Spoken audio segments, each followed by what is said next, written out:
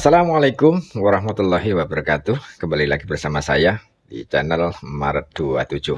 Suara yang tak segan membongkar tabir, mengupas tuntas dan menyajikan cerita dari sudut yang jarang disorot. Bagaimana kabar kalian semua di sana?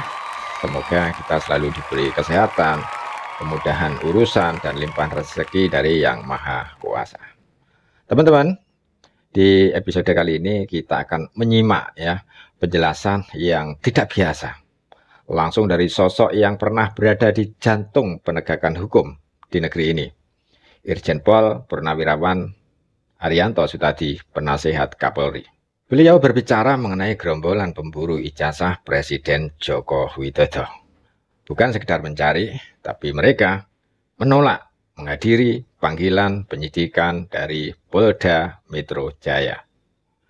Dan muncul pula figur yang mungkin tak asing di telinga Anda. Dia dengan ciri khas si tompel, Hosinuddin, kuasa hukum mereka, kuasa hukum TPUA, kuasa hukum Roy Suryo CS, kuasa hukum yang kalau kita tarik catatan sejarahnya, sepertinya belum pernah memenangkan perkara di meja hijau. Namun kali ini ada momen kejujuran yang lolos tanpa filter, teman-teman. Ya, dia sendiri yang keceplosan bahwa sebenarnya dia tidak ingin ke pengadilan. Apa artinya? Ini bukan sekedar mangkir. Ini, jika kita tarik benang merahnya, adalah sinyal bahwa tujuan utama mereka adalah menghentikan proses penyidikan di Polda Metro. Mengulur waktu, mencari celah, agar pintu menuju jeruji besi tak pernah terbuka untuk mereka. Dan demi misi itu, kemarin kita lihat sendiri teman-teman ya, langkah-langkah mereka pun meluas, mendatangi Ombudsman, mengetuk pintu Kompolnas, menyampaikan keluhan ke Komnas HAM. Tapi menurut pengakuan Tifa, setidaknya 3 kali surat telah mereka kirim. Dan hasilnya nihil. Tak satu pun balasan datang ya. Pertanyaannya, bukan hanya soal keberanian mereka menghadapi hukum, teman-teman. Tetapi apakah ini sekedar drama hukum di panggung opini publik? Ataukah memang strategi sengaja untuk mengaburkan arah dan tujuan penyidikan? Kita di Maret 27 akan terus mengamati, memantau, dan menyajikan setiap perkembangan. Karena kebenaran tak boleh berhenti di tengah jalan, teman-teman. Dan sejarah harus dicatat lengkap dengan semua tokohnya. Mesti ke Komnas HAM karena kami sudah bersurat sebanyak 3 kali dan tidak ada respon. Ini adalah sebuah public scrutiny, artinya kita berhak untuk melakukan komplain, aduan kepada komisi-komisi yang dibayar oleh uang pajak, oleh uang rakyat. Karena mereka ternyata tidak bekerja sebagaimana yang dibutuhkan oleh rakyat. Kami para tokoh diperlakukan seperti ini. Coba lihat muka Roy Suryo dari tadi, itu udah mulai mengawang-awang loh. Sudah mulai cemas, sudah mulai sedang merenungi nasib kedepannya seperti apa loh. Bagaimana dengan rakyat yang biasa, yang mengadu karena ada sebuah kejadian pelanggaran hak asasi manusia. Anda bukan tokoh, Tifa. Tifa ini tokoh apa sih? Tokoh bangunan.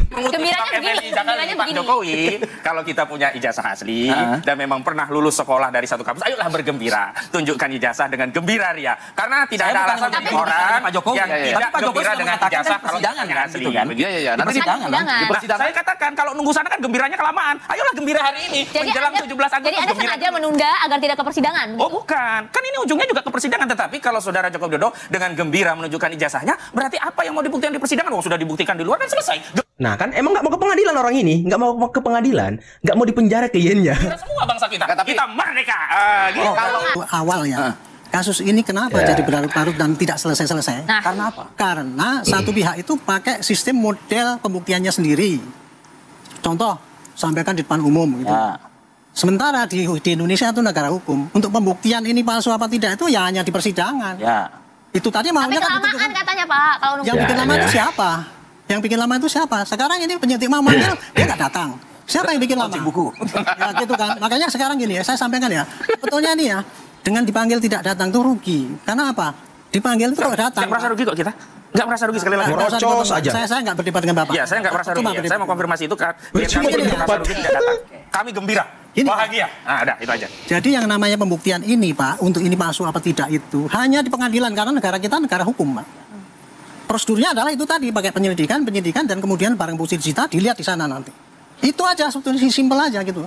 Nah, sekarang kalau panggilan ini yang terakhir ini tadi ya, di dalam penyidikan hukumnya itu cuma bunyinya gini, penyidik bisa memanggil tersangka ataupun apa saksi ya, dipanggil dengan cara yang wajar. Artinya ada waktu jeda minimal 2 hari sehingga dia ada persiapan untuk datang. Dalam hal tidak datang, maka dalam hal tidak datang dengan alasan yang tidak patut, penyidik bisa memanggil kembali dengan perintah membawa. Jadi nggak 3 kali, cuma 2 kali aja. Bisa 2 kali perintah paksa. Bunyinya gitu. Bisa 17 Agustus. Kalau nggak patut. Kalau tidak, makanya itu sekarang kan Kalau nggak patut. Kembali Kalau kepada ditunggu patut nggak pertanyaannya? Ini kan tafsiran liar sebenarnya. Uang penyidiknya sudah komunikasi dengan kami kok. patut tidaknya itu adalah penyidik. Sudah gitu gembira. loh. Makanya itu patut tidaknya lah penyidik. Makanya tunggu aja nanti apa yang dilakukan oleh penyidik. Itulah menentukan kepatutan itu tadi. Saya nggak bisa menentukan karena saya bukan penyidik. Gitu. Ininya gitu. Tapi prosedurnya sudah Anda jelaskan ya, Pak? Ya itu prosedurnya kayak gitu. Tapi saya ingin ingatkan ya. Sebetulnya ya kalau dipanggil itu dari pihak terpanggil itu tadi, mestinya itu tadi bukti-bukti yang dia anggap bukti autentik yang 1000% apa 1 triliun % itu dibawa ke penyidik supaya itu nanti masuk ke persidangan. Perang lah di situ tuh kan? Iya, itu kan dipertimbangkan oleh hakim. Itulah yang sampai sekarang itu kok nggak pernah diabaikan. Nanti akan dibawa kok Pak. Sebenarnya kan Mudah-mudahan saya nggak, kalau sekarang ini kan dianggap diperpanjang salahnya Pak Jokowi. Saya bukan bela Pak Jokowi ya. Ini lamanya itu karena itu tadi, karena proses dari penyidikan itu tidak berjalan dengan mulus ya. Artinya saksinya banyak. Dan ini menurut saya penyidik termasuk sabar barangkali. Ya, ini ya. Kalau di zaman Anda? Kalau zaman saya sudah saya tangkap dulu. Oh, ini salah. Mana ada saksi ditangkap salah. Ini yang salah. Enggak boleh saksi kok. Saya cuma guru aja. Kan ini kan Bapak kan kalau Pak Arianto salah tetap, kalau salah tetap salah. Jangan diajarin salah. Tadi Pak Arianto katanya kalau beliau ya tangkap langsung aja ya kan. Karena ini panggilan sudah pakai penyidikan, maka dipanggil secara baik ya. Tentunya dikasih waktu untuk 2 hari paling tidak kan sudah kemarin. Ada itikat baik mereka ini datang gitu loh ya. Nah, ya kalau mereka tidak datang ya dilihat apakah ada alasan yang patut apa tidak ya. Nah, alasan itu yang menilai penyidik itu nanti. Jadi tinggal kita lihat aja nanti. Bisa diapakan alasan yang tidak patut itu oleh penyidik? Ya kan penyidik bunyinya dalam pasal itu apa ada alasan yang tidak patut, yang patut gitu ya. Nah, patut sama tidak itu ya tergantung dari penyidik dong. Kalau tidak patut artinya tidak diterima alasannya begitu? Ya gini. Jemput paksa. Kalau tidak patut ya berarti ya pasti nanti akan dipanggil lagi. Ini kan kalau dia dipanggil sekali nggak datang ya. Bunyinya kan kalau tidak bisa datang dengan tidak alasan yang tidak patut itu ya, maka dia bisa panggil lagi dengan surat perintah membawa. Paksaan. Itu. Paksaan. Iya, surat perintah membawa. Jadi dipanggil kemudian langsung dibawa. Itu bunyinya kuap kayak gitu. Alhamdulillah. Nah gitu aja. Jadi nanti intinya apakah ini patut atau tidak itu tergantung kepentingan penyidik. Kalau penyidik itu masih memberi kelonggaran, saya belum urgen banget manggil sekarang, mungkin ya biar aja lah sesuai dengan apa yang diminta itu. Artinya tadi kan Pak Ahmad kan, Mas Ahmad ini kan mintanya kan kalau bisa ya sampai dengan tanggal 17 katanya. Ya kan itu kan gitu. Nah tapi kalau bukan penyidik, wah saya ini buru-buru selesai ya, mungkin nanti dia akan manggil lagi. Nah pertanyaannya kenapa harus menunda kalau sudah tahu ada jadwalnya? Ya kami kan ingin menikmati apa yang dinikmati oleh Pak Jokowi. Ya, Pak Jokowi juga menunda, kami juga punya kepentingan pribadi dalam rangka merayakan 17 Agustus di kampung kami masing-masing. Ini kan kemerdekaan kita rayakan dulu dong, begitu ya. Jadi karena Pak Jokowi juga bisa melakukannya, ya kami juga bisa. Ini jadi balas-balasan? Bukan balas-balasan, ya ini kan 17 Agustus, kita rayakan dulu dong. Ini sebenarnya suatu kasus yang bagi saya pribadi ini konyol ya, karena bukti itu sudah tidak terbantahkan, kok mau dilanjutkan? Tidak terbantahkan. Emang benar kasus ini sangat dipaksakan sampai tadi juga dari kubu Roy Suryo CS sampai Bang Sianipar juga meminta untuk penundaan. Bang Rifai katanya lebih baik merayakan dulu 17-an. Sedikit tergelitik ya. Baru saya dengar ada penundaan pemeriksaan dengan alasan perayaan kemerdekaan. Apalagi semua orang tahu kemerdekaan itu tanggal 17 Agustus. Pemeriksaannya bukan 17 Agustus, jadi tidak ada korelasinya, kecuali pemeriksaan di tanggal 17 Agustus, minta tunda, itu pun juga belum pernah saya dengar dalam pemeriksaan orang meminta tunda gara-gara 17 Agustus. Jadi kami melihat ini hanya upaya untuk menghindar, apalagi juga salah satu Bang Egy kita tahu sendiri juga sudah di luar negeri gitu ya. Jadi menyatakan bahkan tidak mau datang. Jadi ini kontradiksi, di satu sisi banyak saya yakin bahwa tidak bersalah. Yakin ini penelitian, di satu sisi menghindari pemeriksaan. Oke, kira-kira penyidiknya akan mengabulkan nggak sih alasan tadi karena minta ditunda, karena mau merayakan dulu 17 Agustus, Pak Anton nanti? Oke, tapi sebelum itu kita berikan dulu, silakan Pak Anton menjawab. Baik, masalah panggilan itu di dalam hukum Indonesia, kita semua tahu bahwa panggilan itu sifatnya harus dan wajib. Harus dan wajib. Karena kita menganut ajas bahwa kepentingan umum lebih besar daripada kepentingan individu. Panggilan itu wajib di mana? Karena apabila tidak memenuhi panggilan secara 2 kali berturut-turut atau yang namanya mangkir, tapi di sini belum terjadi mangkir tersebut, maka itu kan ada ancaman hukuman pidananya. Ini cuma penundaan untuk perayaan 17 Agustus sebagai warga negara. Kenapa sih? Itu. Oke, gimana tanggapannya Bang Rifai? Kalau memang ini tidak hadir, kalau kami berpendapat karena alasannya tidak patut, Polda harus tegas dan bersikap menerbitkan panggilan ya, tanpa perlu lagi melihat apa, karena ini harinya juga nggak nyambung antara kemerdekaan dengan pemeriksaan ya. Panggil lagi, periksa lagi, tidak datang, lakukan upaya paksa. Jadi 3 bulan yang lalu aku pernah di sini, kemudian diterima oleh staf-staf saja, jurnalis ya.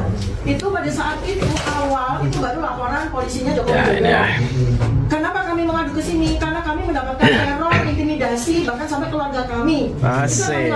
Drama apa lagi nih? Ya, Bapak Rismon, mobil keluarga dihancurkan. Drama apa lagi nih? Saya diteror sampai ke kos, diancam oleh juru tikam. Ban disayat, ban mobil disayat, kaca mobil dipecahkan. Nggak ada hak asasi manusia di Indonesia ini. Nah, itu tidak ada. Sosokan kali kalau ngomong. Katanya analis yang bertemu dengan kami. Macam apa kau? Laporkan kepada komisioner yang kebetulan hari ini tidak ada.